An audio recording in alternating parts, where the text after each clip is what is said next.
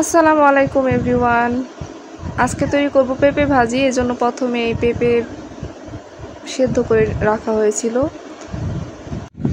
এখন সরিষার তেলে পেঁয়াজ আর শুকনো মরিচটা একটু ভেজে নিয়ে ভাপ দিয়ে রাখা পেঁপে বেশ কিছুক্ষণ সময় ধরে উল্টে পাল্টে ভাজা ভাজা করে ভেজে নিতে হবে। তাহলে আমার পেঁপে ভাজি অলমোস্ট রেডি হয়ে যাবে। যারা ডায়েট করতেছেন কিন্তু কার্বোহাইড্রেট খাবেন না, তারা এই পেঁপে ভাজি আলু ভাজির পরিবর্তে এই পেঁপে ভাজিটা খেতে পারেন। আশা করি খেতে ভালোই লাগবে।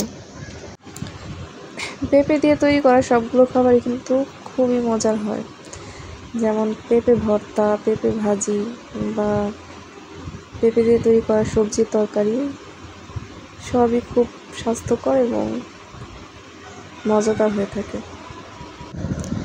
এই তো আজকে সকালে ব্রেকফাস্টের জন্য রুটির সাথে খুবই স্বাস্থ্যকর এই পেঁপে ভাজিটা তৈরি করে নিলাম। আমার পেঁপে ভাজি অলমোস্ট হয়ে গেছে, এখন নামিয়ে পরিবেশনের পালা।